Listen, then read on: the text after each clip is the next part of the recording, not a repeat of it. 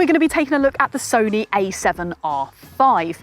I'm Amy with MPB. We're going to be seeing exactly what this camera can do and why I'm going to sell mine.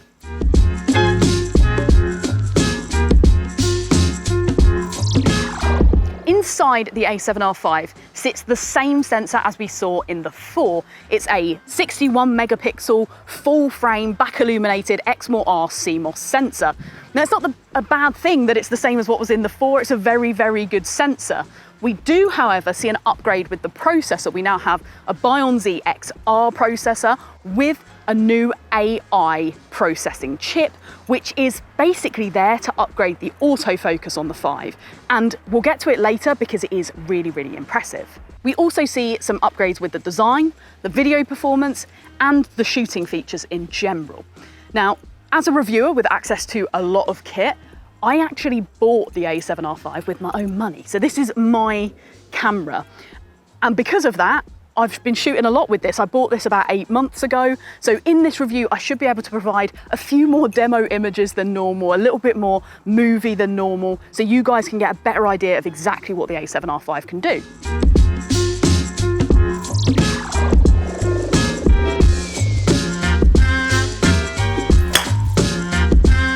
The A7R V can shoot up to 10 frames per second. You probably don't want much more than that because it is a 61 megapixel camera and the files are large. However, if you're going to have any issues shooting action or sport, it's probably not going to be because of the continuous frame rate. It's more likely to be because of the shutter readout. It is very slow. It's going to cause issues for some people depending on what you're shooting. We've come to a driving range just to give you some examples of how it looks. If you're shooting with a mechanical shutter, you're okay, you're going to be all right. You can shoot a lot with that, but it does only go up to 1/8,000th of a second. So if you know you're going to have to be shooting past that, maybe 16,000th of a second, then you're going to be looking at the electronic shutter, and that's where we see some major issues if there is any action or major movement within your shot. If you shoot sport on occasion, like me, but you wanted mainly the resolution and the image quality from a body like this, then you're going to be fine. You've got that mechanical shutter, so you can shoot sport, although maybe not golf.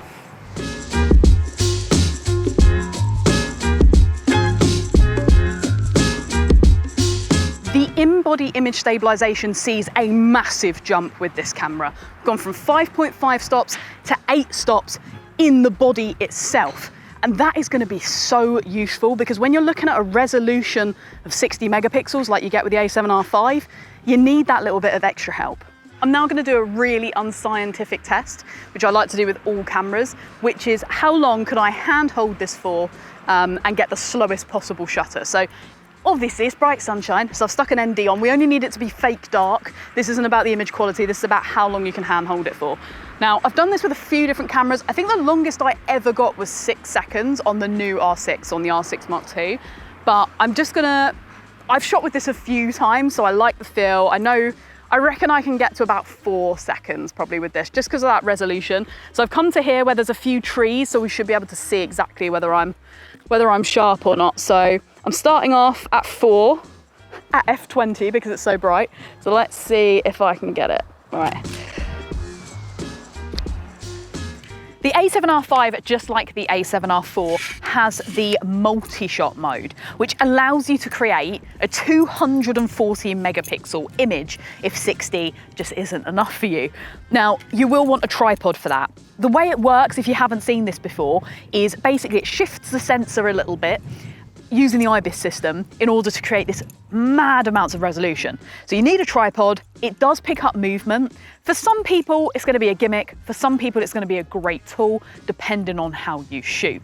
The movement, though, is a problem, especially at that resolution. So I've come up to the top of this hill. We've got this massive expanse. I'm hoping we'll be able to really notice the difference between a 60 megapixel shot and when we're using the multi-shot mode. However, it is a windy day. There is probably going to be some movement in the trees, which would be problematic, but using Sony's Imaging Edge software, you can use the multi-shot motion correction, which works down at a pixel level to try and make the image look as still as possible and correct for any movement that you get. Now, I don't think it's going to work if you've got like a big old lorry going through your image, but I think for some movement in, you know, some of the grasses and the trees, I'm hoping that's what it's going to correct for me. Downside is it's in the Image & Edge software, which I don't think many of us are huge fans of. So I'm going to do a couple of test shots here and see how they come out. Put it on 2-second timer. Okay, that is the 60 megapixel shot. Let us find multi-shot mode. See, I've owned this camera now since January. It is now September. That's crazy, that's gone so quickly. And I don't know where it is because I've never used it. So we'll try and find it, see how it works.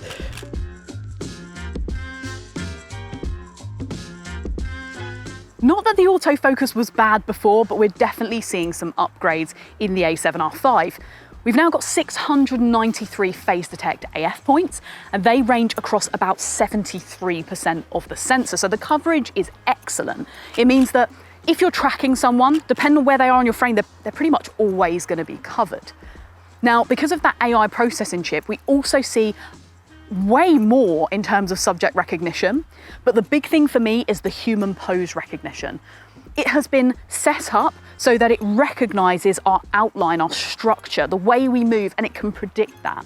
It means that in times where maybe the cameras would find it a little bit harder to find our face, to find our eye, this can now do better.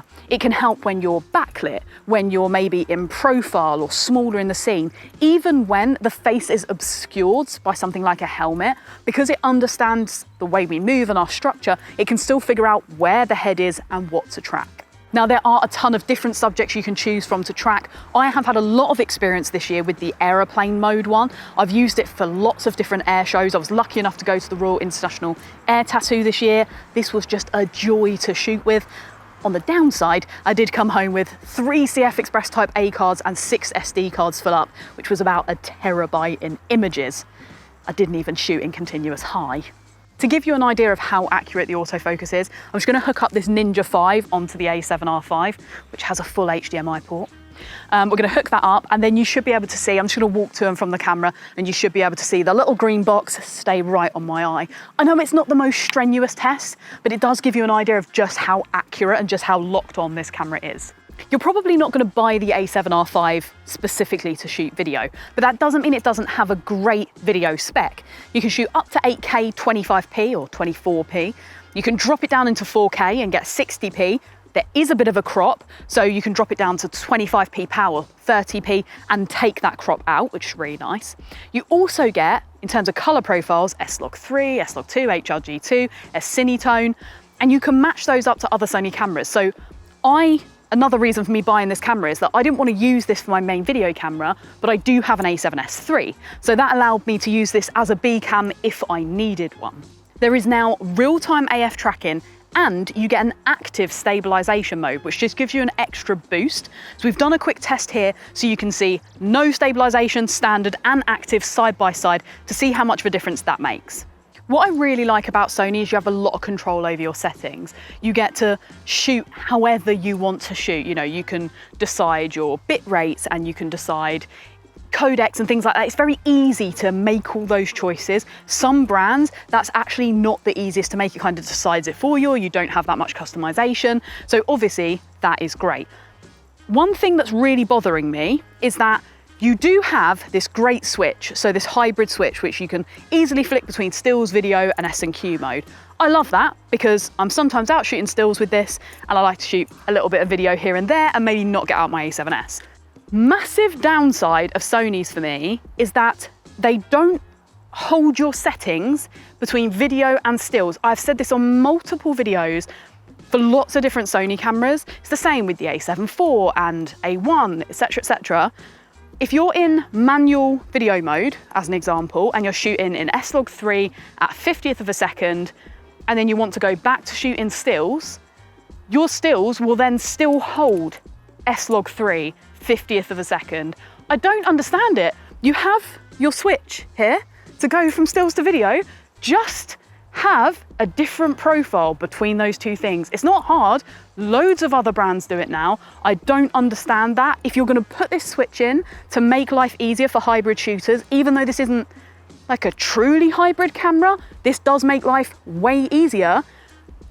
There's 0 point if I have to go through and change all my settings every time I move from manual video to manual stills. It is an absolute pain in the ass. The A7R V is built for exceptional image quality. That is the point in this camera. It's for professional use. Over the last few months, I have had the absolute pleasure of being able to shoot quite a lot with this. So in order to show you what this camera can do in terms of image quality, here's just some of the stuff I've shot. You can make up your mind if the images are for you.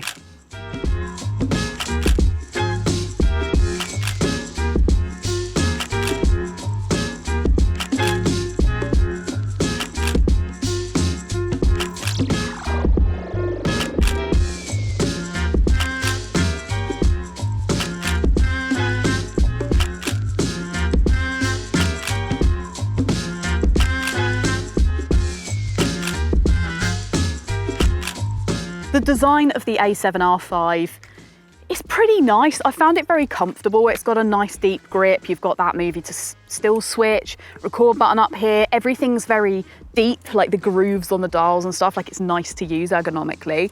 In terms of ports, you have, headphone, mic, full-sized HDMI, USB-C, multi-use port, etc. You also have card slots wise, 2 SD, CF Express Type A dual slots, and an FZ100 battery, the newer battery, we love that one. What I would say is that it feels so well built, and it is super tough. I've taken this everywhere. I would say it marks a little easily on things like stone, because it is that kind of metal, like black paint over metal type vibe on here, rather than that sort of polycarbonate plastic we're getting through some of the bodies out there.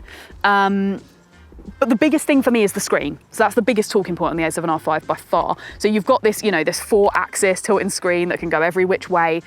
It's a bit fussy, but I've used it in every form. I found it to be useful. I love that I can do the old-fashioned Sony shooting from the hip. Looking down, it's quick, but I can also, when I'm using it as a B cam, I can also shoot, I can check the screen, etc.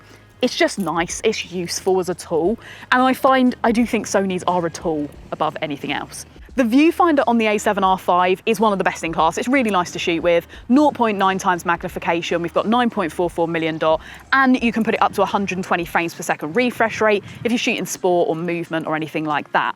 So it's a really lovely one to use. The rear LCD, I meant to say, it's also a 3.2 inch rather than a 3 inch, so you do get a little bit more from it. And it does have a daylight mode, which I love, because I find LCDs in general just are a bit rubbish in the sun, even when they say, brighter for it's like they're never brighter. So the daylight mode is actually quite nice on this, or sunny weather mode, I think they call it, really originally.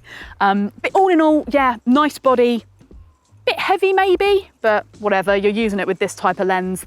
This is the newer 24-70, so it's not quite such a lump, but Sony lenses in general, they're full frame lenses, they're big beastie bits of glass and metal, so I don't think it's bad to have a camera that feels balanced with those lenses. Shooting 8K on any camera isn't an easy feat. It builds up a huge amount of heat internally, so the body itself has been designed with great heat dissipation in mind. It's also worth bearing in mind that if you're shooting this, professionally, you can't be worried about a bit of rain, and this has been weather sealed. So we've got weather sealing around all the buttons, the dials, there's sealing between the lens and the body just to stop any water or dust encroachment at all. So in general, I have never ever had a problem shooting with my A7R V, and I am an idiot, to be honest, when I shoot. I do go out in all weathers. We've obviously had crazy heat this year, we've had rain, everything. So it has been excellent all year round. If you do get any dust on the sensor, this does have a special dust repeller mode in order to minimize as much as possible going in there.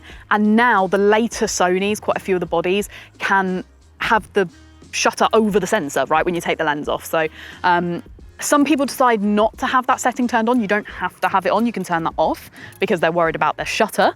But if you want to, if you're worried about the dust getting on the sensor all the time, you can have it all turned on so that every time you turn the camera off, take your lens off, the shutter is down and it just protects your sensor. So why am I selling my A7R V? Well, I just don't need everything that it does. I don't use the 8K video. I've never used the multi-shot. And the resolution in most situations is actually a bit much for me too. It is a great camera for certain situations and I've never been unhappy with what it produces, but I'm just happy with less. And as a camera reviewer, I think that's pretty much the biggest compliment I can give it. So that's why I'm selling my A7R V. And when I say selling, I of course mean trading in with MPB. Of course, we do lots of trade-in. If you're wondering what kit you've got, maybe you'd like an A7R V, you can go onto the website, do a quote. It takes like 2 minutes to figure out what your kit is worth. It's a great way of making sure we're not chucking away loads of cameras and you can get the best possible deals. Now, if you have some comments about the A7R V, if you want to ask us any questions, make sure to pop it in the comments below. We'll get back to you as soon as we possibly can. But for now, a massive thank you for watching. We've got tons more content like this coming your way, so make sure to subscribe. And I hope you join us again soon for some more videos from MPB. That'll do. Right.